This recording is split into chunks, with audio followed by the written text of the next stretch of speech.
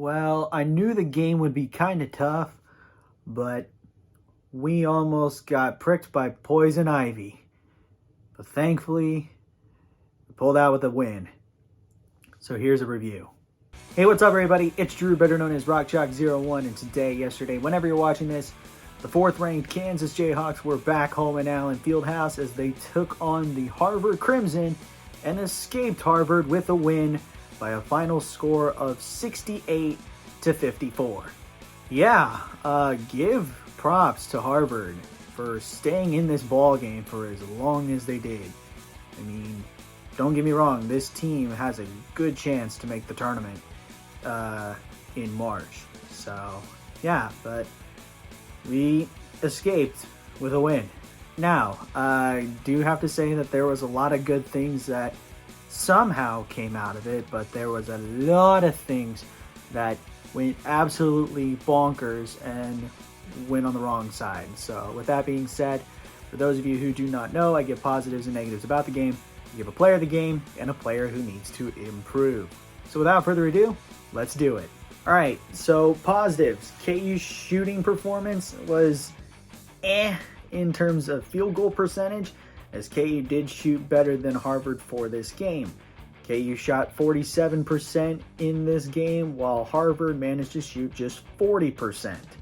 KU actually did better at the free throw line than Harvard, as KU went a perfect 8 for 8, 100% from the free throw line, while Harvard went 36% from the charity stripe, going 5 of 14, which, that's awful.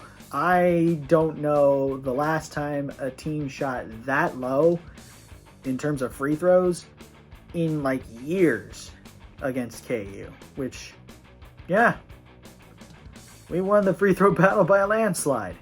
Other positives, KU won the rebounding battle 38-29, and if you take away KU's 10 offensive rebounds, KU would have barely lost the rebounding battle by 1, so glad we got those offensive rebounds. Another positive, KU won the turnover battle. Despite it being a weird and wonky game, KU managed to win it.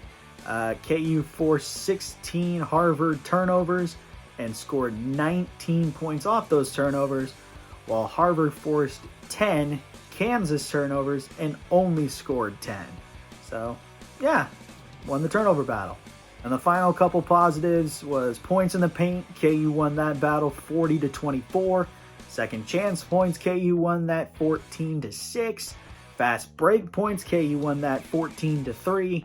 And bench points, KU barely escaped it, winning that one 8-7. So the other stats that made factors in terms of like points in the paint, second chance, fast break, and bench, KU won all those categories. So a lot of good things happened, and those are my positives. Now, negatives. 3-point field goal percentage. KU is dreadful.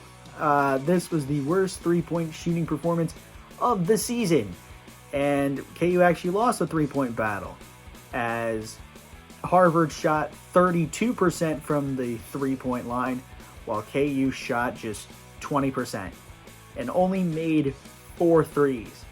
And Grady Dick made half of them. Ouch. Now, I was not aware going into the game that Harvard was a good 3-point defensive team. Didn't know that.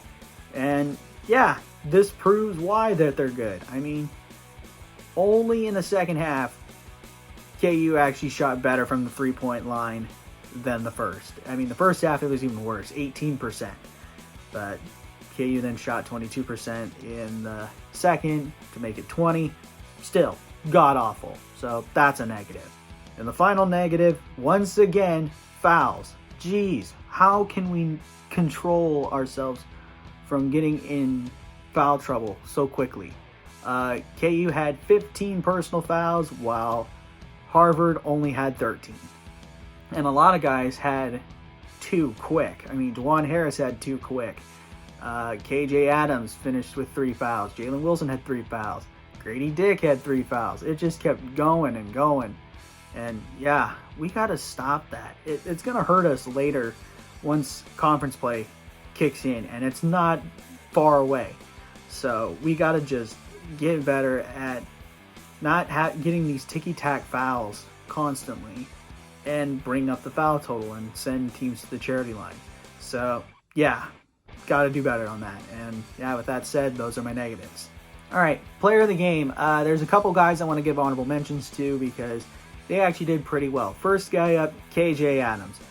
Very close to a double-double in this game. KJ finished with 10 points, 7 rebounds, 1 assist, 4 steals, and 2 blocks in 31 minutes. Went 5 of 8 from the field. Not bad. Just if he would have got a couple of those dunks down in the ball game, I think his stat line would have been much better. But, I mean, still, 10-point performance, a near double-double.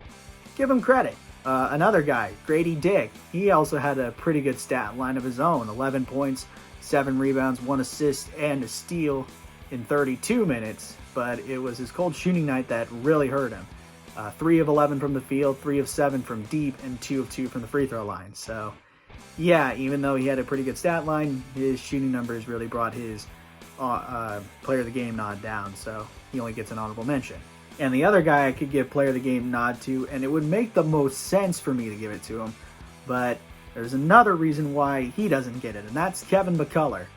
He finished with 14 points, 11 rebounds, 2 assists, 3 steals, 2 blocks in 33 minutes.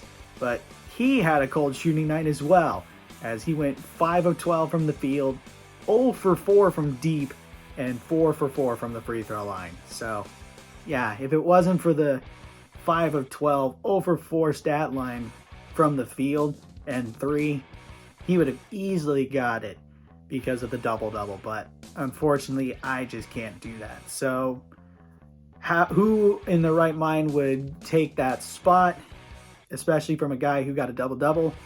It's no question, it's Jalen Wilson, who actually finished the day and got over the 1,000 career point line in this ball game. Wilson finished with 21 points, 6 rebounds, 2 assists, a steal, and a block in 34 minutes. He shot 10 of 17 from the field and 1 of 6 from 3. Now, the 1 of 6 from 3 is a little shaky, but the fact that he was 10 of 17, he was over 50%, he had a really good stat line, got over 20 points, there was no question. Also, he had a pretty impressive block that one of Harvard's players was easily going to dunk it, and he just pinned him against the rim, and that was impressive. So, yeah, there's no question, Jalen Wilson's my player of the game. All right, player who needs to improve, and this one might be up in the air for some people, but I'm going to give it to DeJuan Harris, and it's not because of his point total. It's not even close. It's his assist numbers. I just don't get it. So in the game, Juan finished with 4 points, 1 rebound, 4 assists, and a steal in 31 minutes. It was 2 of 6 from the field, 0 for 2 from 3. Okay, I get it. I know he's not a scorer, but the 4 assists, I think, are his lowest all season in terms of game total. So unless we just started passing it around more or something. But he just did not seem to be there at all. And I don't know why.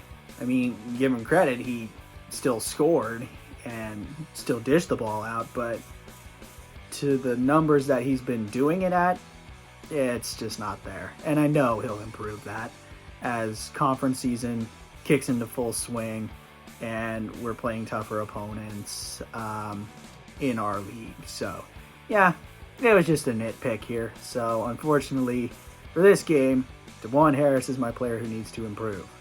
And that's going to do it for my review of KU versus Harvard. Again, the final score, Kansas 68, Harvard 54. Leave a like, comment, share, and subscribe. Push that notification bell. Tell your friends about these videos.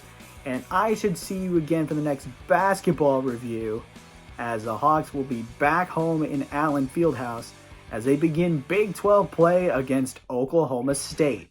But until then, have a good day. Never ever bring exotic dancers to the Fieldhouse. I'll catch you on the flip side. Peace.